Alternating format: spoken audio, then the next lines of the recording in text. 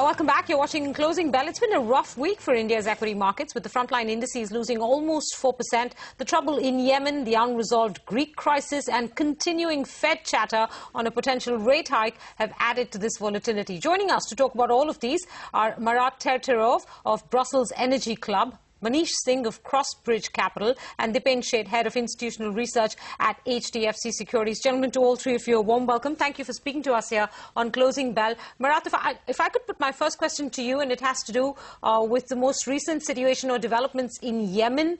How long do you expect this militant issue to persist, if I can put it that way, because it's having an impact on crude prices and equity markets across the world? Okay, well, good morning here and good afternoon in India. Thank you for inviting me.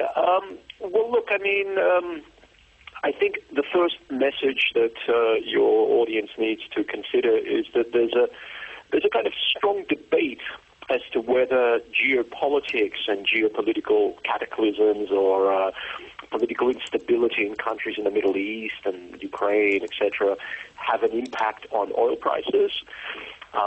Whether they actually send oil prices in an upward direction, or whether oil prices are more dependent on market conditions. Okay, global demand in India and China, and those sort of trends. So I think what I would say in the immediate sense is that while we are seeing the terrible situation in Yemen, which has been ongoing, for a good few years, since the start of the Arab Spring and well before that. But while the Yemen crisis is deepening, we've seen, Saudi sort of intervention, military intervention. President Hadi has been reported to have left the country to Saudi Arabia. I'm not sure to what extent that is actually having an impact on oil prices. I would say to you that while, I checked the crude prices this morning, and while there has been a slight increase, about $1 or so, up to $58 per barrel from yesterday, I still think it's more due to stronger than expected global demand. Okay, so conditions are slightly, more buoyant at a global level, according to reports we're sort of getting, also reports from OPEC. And it's still more the market conditions that are having an impact on oil prices. Most forecasts for the month of April are suggesting that oil prices are going to be hovering between $55 and $60 per barrel, and we're at sort of 58 at the moment. So while the Yemen situation is worsening, while in Iraq we've still got a lot of unresolved issues with Islamic State, other regional conditions, Libya is very messy, of course. As a geopolitical analyst, I'm not sure to what degree geopolitics is actually impacting onto the oil price. Okay, fair enough. Before I put any more questions on oil and global equity markets to the other experts we have with us, Marat, a brief response on this worsening Shia-Sunni confrontation that we're seeing play out in Yemen. We are on the sidelines also seeing that big nuclear deal being attempted to be signed with Iran. Iran's support for some of the militia in Yemen is being questioned in the last few days. What does this mean for Middle Eastern politics? Well, look, I mean, I would use a quote here from a very famous scholar of the Middle East, that future conflict in the Middle East, future-oriented conflict, and he was writing about 4 years ago, will be on this basis of the Sunni-Shiite crucible, he describes it as.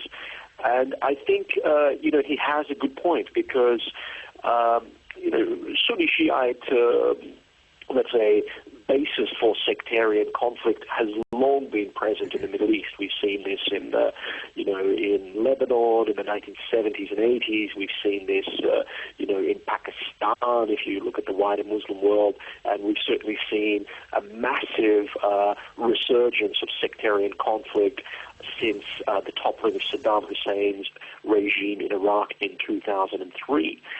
Now, Yemen is, for us analysts, an interesting case at the moment. as difficult as it is for the country itself. But because, the Houthi rebels are in essence Shiite fighters, they prescribe to this, sect in Islam. There is strong, let's say, strong sort of information out there suggesting that this is something that is in the favor of Iran, of Iran's regional policy. Of course, Iran now has a very strong geopolitical standoff with Saudi Arabia and the Gulf countries. They cooperate within the OPEC oil cartel. Iran is a member, of course, Saudi is the leader of OPEC, and the GCC states are as well. So, there's active cooperation within the OPEC framework. But at a kind of, regional geopolitical level, we're seeing a hugely heightening standoff between Iran, very strong words coming from the Emirates. We've seen, former President Ahmadinejad lay claim to islands in the Persian Gulf, which... all of this... if all of this happened, if conflict in the region had happened a few years ago, it would have had serious repercussions on global energy prices, global energy security. Are you saying that today that situation has changed and is not so important? Well, no, the sectarian, let's say, conflict is boiling. It's heightening, and it's certainly something that is giving the perception that geopolitics in the Gulf are very tense, and that there's a strong threat of conflict and stability being undermined.